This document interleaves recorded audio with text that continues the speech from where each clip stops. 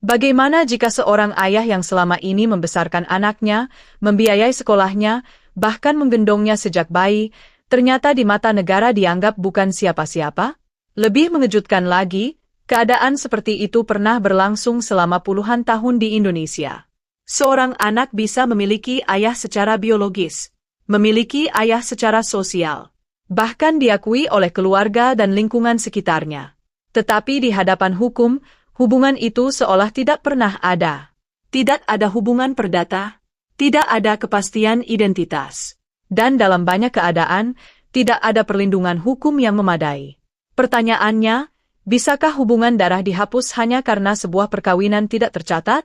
Dan yang lebih menarik lagi, perubahan besar dalam hukum Indonesia ternyata bukan semata lahir karena perubahan moral masyarakat, melainkan karena hukum akhirnya dipaksa berhadapan dengan sesuatu yang tidak dapat dibantah.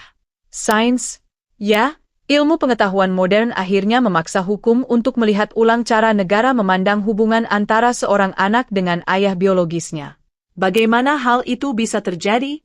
Dan mengapa putusan Mahkamah Konstitusi nomor 46 PU8 2010 disebut sebagai salah satu titik balik paling penting dalam sejarah hukum keluarga di Indonesia? Itulah yang akan kita bahas pada kesempatan kali ini.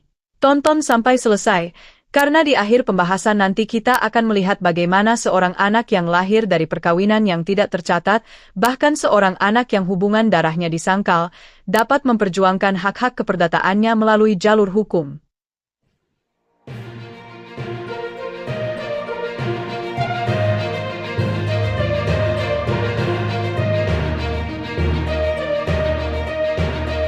Assalamualaikum warahmatullahi wabarakatuh.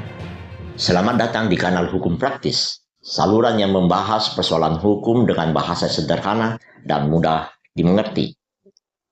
Saya Jalal Abu Shirin, sahabat Anda, hadir kali ini memenuhi janji kami di video terdahulu, yakni video yang berjudul Anda yang dikasihi segera lindungi anak Anda.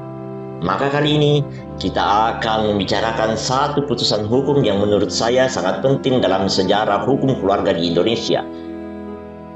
Sebuah putusan yang bukan hanya mengubah cara negara memandang status seorang anak, tetapi juga mengubah cara hukum memandang keadilan itu sendiri. Itulah putusan Mahkamah Konstitusi nomor 46 tahun 2010. Banyak orang mengenal putusan ini secara sederhana sebagai putusan tentang anak hasil nikah siri. Padahal dampaknya jauh lebih besar daripada itu. Putusan ini menyentuh persoalan identitas, hubungan darah, tanggung jawab ayah biologis hingga perlindungan hak-hak keperdataan seorang anak. Sebelum putusan ini lahir, Pasal 43 Undang-Undang Perkawinan tahun 1974 menyatakan bahwa anak yang lahir di luar perkawinan hanya memiliki hubungan perdata dengan ibunya dan keluarga ibunya. Artinya apa? Secara hukum, hubungan dengan ayah biologis seolah tidak diakui negara. Padahal dalam kehidupan sehari-hari bisa saja sang ayah hadir, merawat anaknya, membiayai pendidikannya, bahkan mengakui anak tersebut di tengah masyarakat. Tetapi dalam perspektif hukum, hubungan itu dianggap tidak ada. Akibatnya sangat besar, sebab persoalan ini bukan hanya menyangkut nama di atas selembar kertas, tetapi juga menyangkut nafkah, biaya pendidikan, perlindungan hukum, dan kepastian identitas seorang anak. Keadaan seperti ini berlangsung hampir 40 tahun, sampai akhirnya pada tahun 2010, MK menerima permohonan pengujian undang-undang, dan pada tanggal 17 Februari 2012, lahirlah putusan yang kemudian menjadi titik balik penting dalam hukum keluarga Indonesia. Mahkamah Konstitusi menyatakan melalui amar putusannya bahwa anak yang lahir di luar perkawinan dapat memiliki hubungan perdata dengan laki-laki sepanjang dapat dibuktikan berdasarkan ilmu pengetahuan dan teknologi sebagai ayah biologis. Disinilah letak evolusi hukumnya. Negara mulai mengakui bahwa hubungan darah biologis tidak dapat begitu saja dihapus hanya karena persoalan administrasi perkawinan. Dengan kata lain, hukum mulai membuka diri terhadap fakta ilmiah. Setidaknya ada 3 dampak penting dari putusan ini. Pertama, terbukanya pengakuan hubungan keperdataan antara anak dengan ayah biologisnya.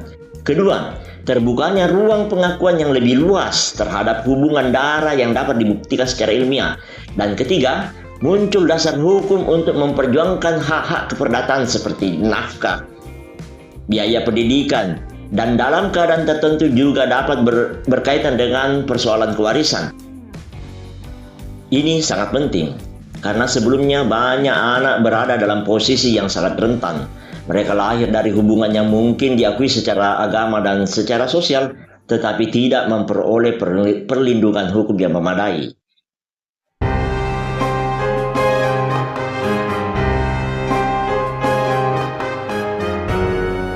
Banyak orang mengira bahwa setelah putusan Mahkamah Konstitusi ini lahir, maka secara otomatis seluruh anak hasil nikah siri langsung mempunyai hubungan hukum penuh dengan ayah biologisnya.